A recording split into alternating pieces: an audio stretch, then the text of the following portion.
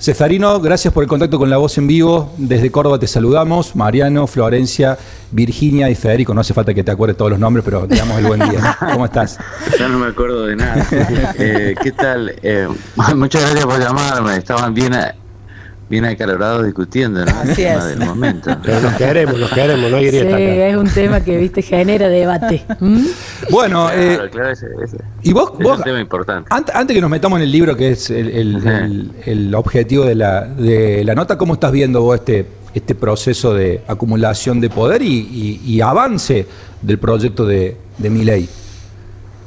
Sí, no, y avanza, ¿no? Avanza. Yo creo que fue un triunfo del el gobierno. Tuvo que resignar algunas cosas respecto del proyecto original, pero logró lo que quería, que era la media sanción en el Senado. Yo creo que el objetivo son varios, pero uno fundamental es disminuir lo que se llama el costo laboral extrasalarial, ¿no? Todo lo que tenga que ver con indemnizaciones, vacaciones, licencias y demás. Todo lo que está fuera del salario, hacerlo muy previsible y disminuirlo. Y después crear ese fondo de asistencia laboral, que es algo nuevo, pero que es muy llamativo, de dónde sale el dinero y para qué se va a utilizar. Y en el medio, ese dinero se va a administrar. Alguien lo tendrá que hacer, alguien cobrará algo, y además eso se va a invertir en acciones y en bonos, y es probable en bonos del Tesoro, y va a haber ahí una instancia de financiamiento para el Estado, ¿verdad? Todo eso falta, claro, hay que reglamentar la ley específica, pero es una cosa nueva. De dónde sale el dinero, sale del sistema previsional, ¿no? A dónde va, pero en el medio se invierte, y en esa inversión se genera lo que sería una especie de mercado de capitales, ¿no? Para el financiamiento del Tesoro. Es algo novedoso, habrá que ver cómo funciona. Así es. Bueno, volviendo a tu última publicación, sos alguien que ha escrito mucho sobre los 70, y este libro en realidad es como que toma parte de las consecuencias de los 70 y la idea de Menem de pacificar en el momento en el cual él llega al gobierno y tenía diferentes problemas, no solamente económicos, sino también políticos y presiones de los sectores, por ejemplo, de los militares y demás. ¿Qué te llevó a explorar esta parte bien específica del inicio de la gestión de Menem? Sí, yo creía lo que vos decís precisamente, digamos, cómo repercutieron después de los 70, qué pasó luego, ¿no? Salir un poco de eso y ver las consecuencias, un intento de lo que decía Menem, pacificación nacional o reconciliación nacional, que fue el nombre que le dio la Iglesia Católica cuando lo apoyó el proyecto a través de Cardenal Primatesta, ¿verdad? Yo ahí señalo y cuento bien esa escena, que fue bastante crucial. Cómo eso, digamos, desencadenó en esa medida de los indultos, acompañadas de otras, como por ejemplo la repatriación de los restos de Rosas, o el abrazo y la amistad novedosa, ¿no? Y sorprendente entre Menem y el almirante Rojas, que era una especie de símbolo del antiperonismo, del gorilismo, dirían los peronistas. Después la construcción del monumento a los caídos, a los muertos en Malvinas, en la ciudad de Buenos Aires, que en ese momento era difícil de construir por distintos motivos. Entonces todo eso hace a ese intento de, digamos, calmar la interna militar por un lado, disminuir el miedo que de Menem tenían los sectores antiperonistas y mantener el apoyo de las bases peronistas, porque Menem, cuando llega al gobierno, él sorprende a todos con un plan, un drástico ajuste neoliberal, una apertura a las inversiones, a los liberales, a Estados Unidos y demás, y todo eso, bueno, repercutía en las bases peronistas cómo hacer para mantener el apoyo de todo eso. Esos tres objetivos, que sería fundar una especie de estabilidad, de periodo de estabilidad, de predominio también de lo que sería después el menemismo, ¿no? Y ahora, fracasó todo eso, ¿no? Bueno, ahí va. Fracasó, yo cuento. Sí. ¿Cómo crees, por qué fracasó? ¿Dónde estuvo el problema socialmente? ¿Dónde estuvo la grieta que se generó tal vez venía de antes, pero desde ese momento lo incluyó a Menem también, digamos.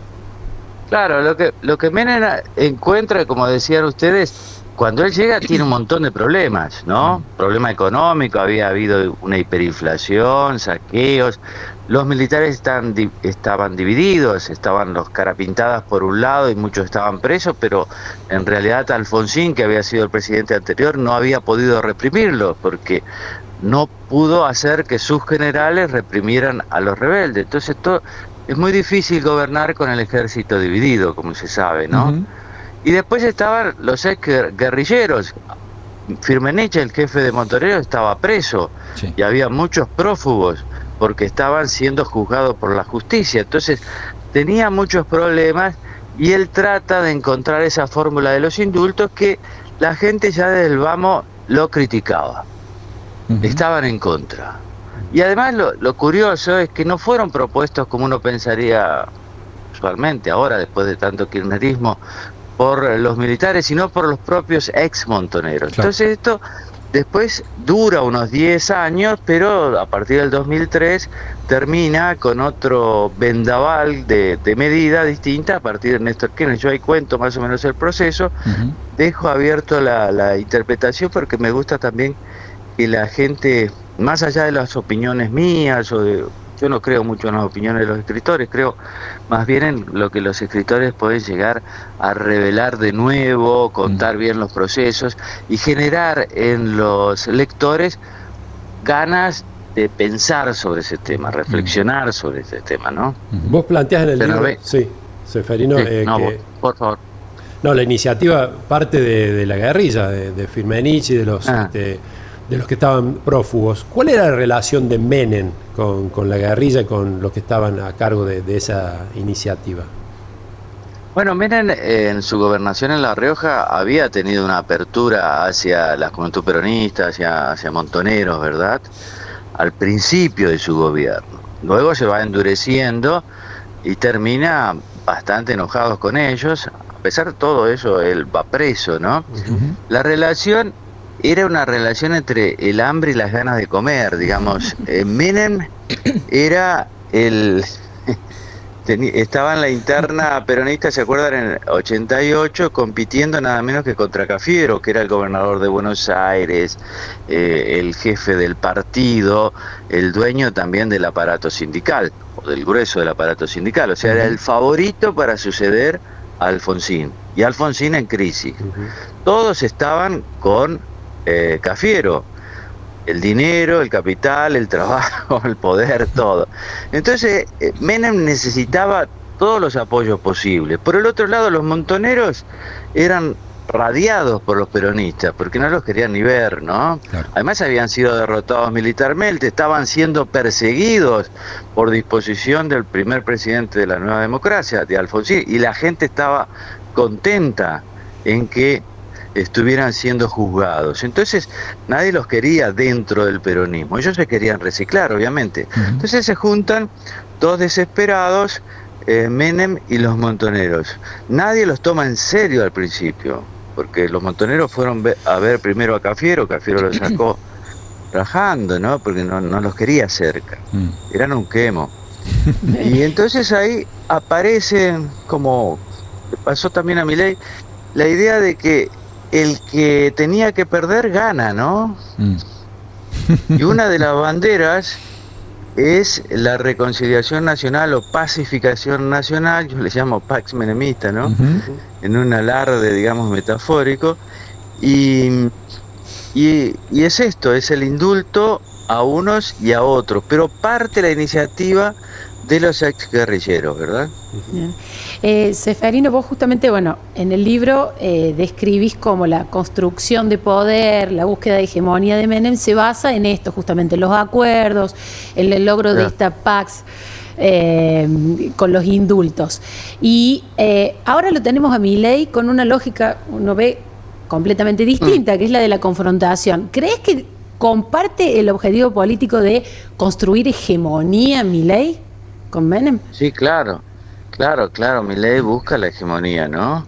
Y Milei tiene una tentación muy fuerte hacia la hegemonía. Y todo lo que vos decías, claro, es cierto. Mientras Menem es todo conciliador, seductor, una persona muy carismática, bueno, Milei es lo contrario, Milei busca la confrontación. Está a tono también con la nueva época, ¿no? Es un nuevo estilo que baja yo creo, de Estados Unidos, ¿no? De Trump, y del primer Trump y del segundo Trump, y se replica en Europa, acá, en todos lados. Es esta idea de que, bueno, es el tiempo de las derechas, pero es un tiempo de la derecha y de una derecha dura y de formas malas, feas, pero además orgullosamente feas y malas. Lo que decía ayer Milei, ¿no? Mostraba los de la Molotov, los que están enfrente son esto, ¿cómo me piden a mí que tenga buenas formas, ¿no? Es como una especie de justificación por el otro extremo. Creo que Milei comparte, obviamente, muchas de las ideas del Menem presidente, pero el estilo es totalmente distinto. Bueno, vos, digamos, lo vimos en el arranque del gobierno de Milei, esa reivindicación a la figura de Menem, poniendo el busto nuevamente Sí, ahí claro. en la Casa Rosada, pero claro, después está, cuando uno rasca un poquito más, ve que en realidad hay una diferenciación muy fuerte respecto de los estilos. Sí recuperó las ideas liberales, el tema de las privatizaciones, de la apertura del mercado, pero bueno, uno no podría decir que Menem y Milei son la misma cosa, ni mucho menos. No, yo creo que sí, él lo reivindica como su mentor al principio de su gobierno, y después rápidamente, a los 4 meses, ya dice, yo ya lo superé a todos, soy el mejor de todos, soy el mejor presidente de la historia. Yo eso lo recuerdo en la última página, porque la idea, claro, es si, una de las preguntas es si Milei, de la pregunta que se hace la gente, ¿no? Que nos hacemos todos, ¿Milei es una copia, una caricatura de Menem, o es... Menem ha sido nada más el mentor y él funda un estilo propio y funda lo que sería el mileísmo a partir de considerarlo solamente a Menem como un mentor, pero que ya ha sido superado? Yo creo que eso es una incógnita. Creo que son distintas, el estilo es distinto. El estilo, digamos, de Milei es la confrontación, el odio, él diría el odio creativo, el odio bueno, ¿no? Porque nos estamos imponiendo frente a los malos, pero odio al fin, ¿no? El otro, Seferino, digamos. Sí. Durante la campaña y cuando Villarruel todavía tenía algún protagonismo, parecía que la cuestión de los 70 iba a estar mucho más presente en la gestión. Con el corrimiento de la vicepresidenta, o prácticamente la expulsión del círculo de poder, ¿cómo ves vos la relación de Milei con las Fuerzas Armadas? Hay mucho reclamo salarial, por ejemplo, pero ¿cómo lo ves en la relación institucional? Bueno, el gran reclamo es el salarial, ¿no? Están ganando poco. Y también la obra social, sí, ¿no? Que la gestión de Petri, digamos, lo dejó un poquito pata para arriba, ¿no? Bueno, obviamente el gobierno va a culpar al kirchnerismo, pero, en fin, la obra social es un gran problema y los salarios es otro gran problema. Después, con el tema, digamos, institucional, yo creo que los militares... todos están convencidos de que nadie los va a tratar mejor que Milei, y por lo tanto ya en octubre votaron masivamente por La Libertad Avanza, a pesar de que tienen otros reclamos respecto de los 70 muy contundentes. De hecho, hay muchos militares presos todavía, y eso no deja de ser un reclamo y lo recuerdan siempre, pero ellos están convencidos de que cualquier otra cosa distinta a Milei va a ser peor para ellos. Y después las Fuerzas Armadas se nutren también, como toda institución, por cuestiones simbólicas. Lo del sable corvo, entiendo que les debe haber agradado bastante. Y esa reivindicación que el presidente hace de los militares, del uniforme, el hecho de ver al ministro de Defensa de uniforme en todo momento, incluso en la televisión, creo que a ellos los reconforta. Entonces, en resumen, tienen varios reclamos contundentes sobre el presente y sobre el pasado, pero al mismo tiempo están contentos, creo yo, con Menem, con Milei. Seferino, ¿se arrepintió Carlos Menem del indulto finalmente? Creo que no. Hasta que falleció siempre manifestó que su deseo era la reconciliación, ¿verdad?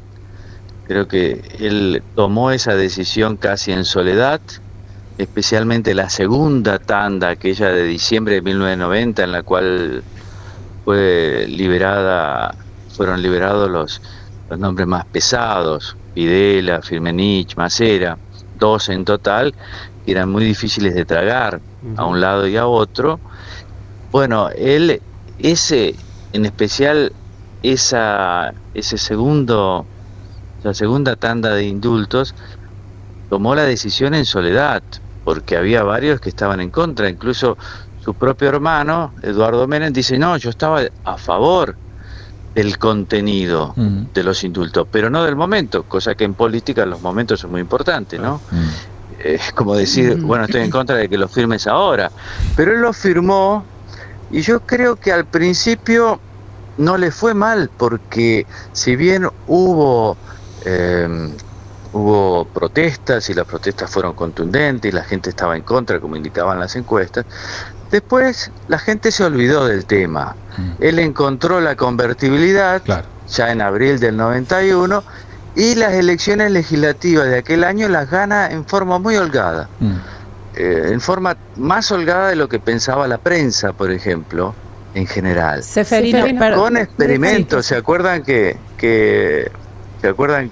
él había inventado a Reutemann, a Palito Ortega? O sea, ahí nace el menemismo, ¿no? ¿Vos querés preguntar alguna precisión de eso, Vicky? No, adelante. Quería hacerte otra pregunta en esto de los paralelismos, ¿no? En la construcción de poder, Menem tuvo, sobre todo en su arranque, a un opositor como Alfonsín al frente. Y ahora repetimos todo el tiempo que Milei no tiene a nadie al frente. ¿Vos considerás eso una ventaja o en algún sentido también puede ser un déficit o un desafío o algo que se vuelve en contra en algún tiempo a su proyecto de construcción de poder? Yo creo que Menem tampoco tenía nada fuerte enfrente, y eso facilitó su gobierno. El primer año y medio esto fue un caos. Estábamos muy pobres, y en diciembre del 89 hubo otra hiperinflación. Andábamos a los tumbos, después había las peleas matrimoniales, los romances, denuncias, peleas internas. Y en cambio, pero a pesar de todo eso, digamos, Menem mantuvo su imagen positiva alrededor del 70-80%, lo cual no se explicaba bien, pero se explica a la distancia precisamente por eso, porque enfrente no tenía nadie, es decir, tenía una figura muy prestigiosa como Alfonsín, pero en aquel momento Alfonsín representaba el fracaso, digamos, el fracaso del gobierno radical en la hiperinflación, en los saqueos, en la división de las Fuerzas Armadas. O sea, Alfonsín estaba convencido de que había hecho bien, pero la mayoría de la gente no. Entonces, para Menem, Alfonsín era el opositor ideal. En este momento, el opositor, o la opositora en este caso que busca a Milei, es claramente Cristina, ¿no? Al principio él quería competir directamente contra Cristina. Después, bueno, Cristina cayó presa, está presa, y sigue, bueno, se adaptó a esta situación Milei, y hoy cada vez que puede habla de Cristina, ¿no? Entonces, tener esa oposición para Milei es muy importante. ¿Cuánto dura eso? Esto no es para siempre, ¿no? Esto no es para siempre. ¿Por qué? Obviamente la política va evolucionando, la gente asimila las bondades del gobierno de turno y después espera más cosas, y hay reclamos y los gobiernos se enojan y dicen, ¿cómo ya les solucioné esto, les bajé la inflación y demás? Los gobiernos se cansan, la gente se cansa de los gobiernos y aparece aparecen alternativas. Así es la vida. Los políticos que están en el poder creen que no, que siempre van a estar ellos, ¿no? Bueno, eso no sucede. La vida continúa. Y viste, esto es muy simple. La demanda política crea la oferta. Es decir, cuando aparece un nuevo reclamo, enseguida aparece alguien que lo encarna, ¿no? Seferino, y uno dice, pero es interesante porque también nosotros los periodistas creemos que el presente es perpetuo, ¿no? Que es continuo, diríamos. Que no, las cosas cambian y la política cambia mucho, especialmente en países como la Argentina y en estos momentos, ¿no? Volviendo al tema del indulto, quería saber tu opinión personal. ¿Un indulto es una vía de pacificación? ¿Es posible eso? Yo creo que hay que analizarlos en el contexto. Un indulto es un perdón en este caso presidencial, que borra la pena pero no el delito. Depende del contexto. Creo que hay una posición más principista que dice no se puede hacer eso porque la justicia ha dado su veredicto, ¿por qué indultar? Pero desde el punto de vista político, bueno, a veces los contextos mandan. En general, en la historia nuestra, pero en muchos otros países, se dan momentos de soluciones políticas, indultos, amnistías.